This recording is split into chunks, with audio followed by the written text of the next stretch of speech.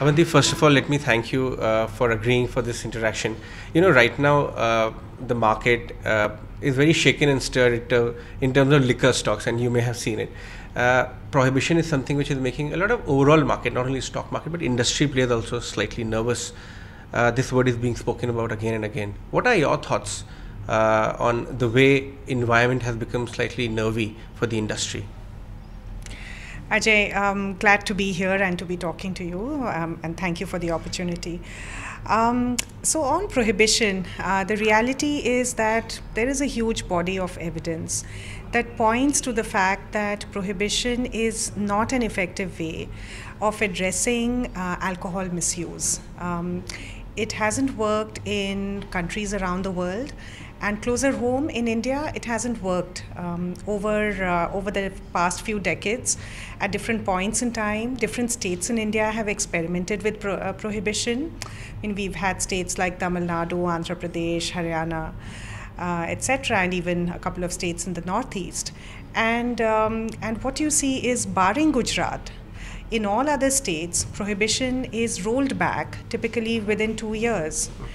And that's because the basic issue of alcohol misuse, which I acknowledge is an issue that society and government and industry have to deal with, that basic issue does not go away because of prohibition. In fact, what happens is it drives legitimate duty-paid industry underground, and just gives rise to other social ills such as crime, illicit alcohol, parallel and cross-border smuggling, and in fact in some states, it also leads to other forms of addiction, such as substance and drug abuse and so on. So that's what the body of evidence points out to. No, you have a fair point, but you are not only the largest liquor company in the country, but also a very responsible corporate citizen, and you can analyze the intention of the government, where they are coming from. In your view, how are the things which can be implemented by which it may not come as a harsh clamp down or lockdown on the liquor sector, but at the same time can achieve the objective of curbing the misuse of liquor?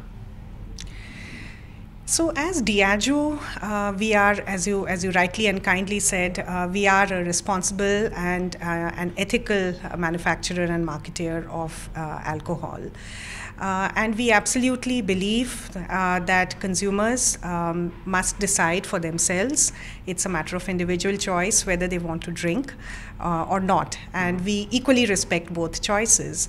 But having said that, we do acknowledge the fact that excessive or harmful drinking does lead to issues with individuals, families, and larger society. But what is very important is not sort of broad brush enforced measures which are very generic and which operate through legislation. What is important is that you have very focused and targeted interventions which actually try to understand the underlying causes that's leading to alcohol misuse and then tries to correct it.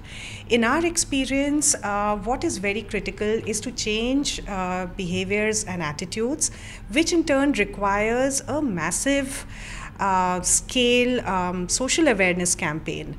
Diageo in different markets around the world and in India, in fact, over the last 3 years, we have been undertaking both social and consumer awareness campaigns to inform people about the perils of drink driving. We have a big program which is called Road to Safety, which we have been running for the last 3 years.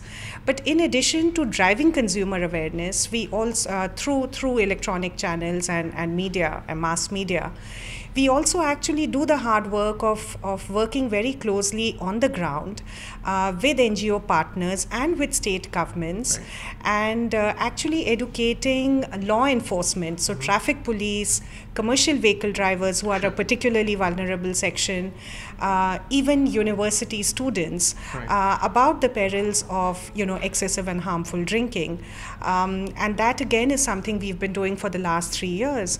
But what we also know is that any effort that is done by one or two commercial organizations is never going to be adequate in a country of the size and scale of India, and therefore we always advocate partnerships. Right. And these programs work best if companies, governments, NGOs, and civil society, media, they all come together in a grand coalition, as it were, and really try to address the issue in a very targeted way, but on a war footing. Fair point. In fact, you believe that perhaps one clampdown kind of measures may not be appropriate to address the issues which are at hand. It's also very hard. It's also very hard to enforce. Because one of the things about legislation such as this is that you have to then make sure that there is enforcement. Otherwise, prohibition will just give rise to Al Capones, which is what happened in the 1930s. Sure, fair point. You have a very fair point. But you are one of the most premium consumption brands as well. How's overall observation on the consumption trends in India? The economy overall is coming back from the monetizations. Of course, yours is a premium product, but what are your broad thoughts on consumer behavior?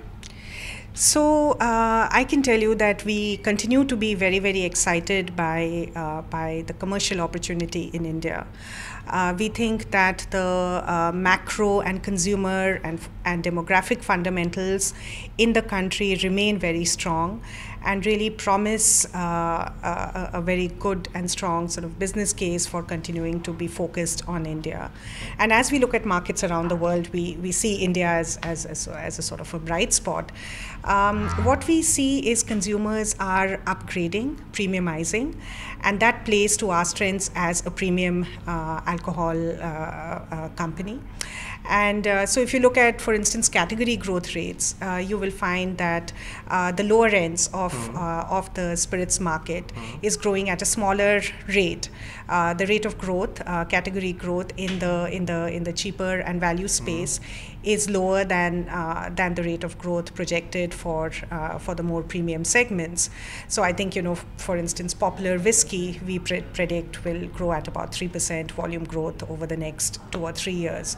But if you look at what we call prestige and above, then that's 9% for the prestige whiskey space, about 11 to 13% for the luxury segment. And so you can see the 3, 9, 11, 13, that range clearly points to the fact that the premium segments are growing faster. Wow, that's a very interesting input which you added, that premium end of the market is not only growing very fast, but super premium is also doing even better. So overall volume growth looks, the outlook's good to you? Yeah, certainly. I think the sort of short and medium term projections are looking good.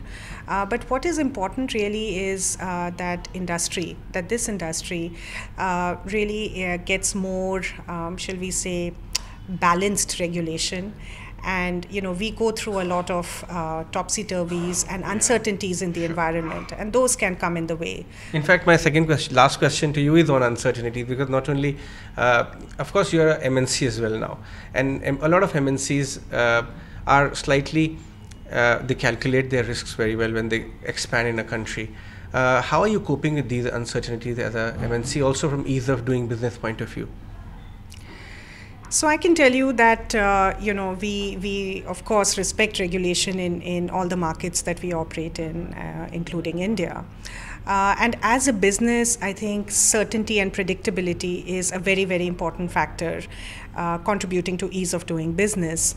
And when sometimes regulations or judicial orders are sudden and without kind of anticipation, then obviously, like with any commercial organization, it throws a large element of fluidity to which you then have to adapt, and that's not always very easy, particularly when you're a large company.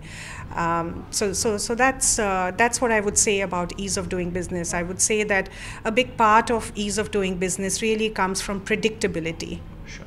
All right, Abanti, on that note, I will thank you very much for joining us on Ichi Now, and good luck for your steering the company ahead. Thank you. That was Abanti from Diageo India or United Spirits, talking exclusively to Ichi Now on this issue of prohibition and of course how the business is looking. Thank you very much. Find us on Facebook at facebook.com/ETNow and don't forget to click the like button. You can also follow us on Twitter at ETNowLive. To stay updated with all our programming, hit the subscribe button on our YouTube channel by logging on to youtube.com/ETNow.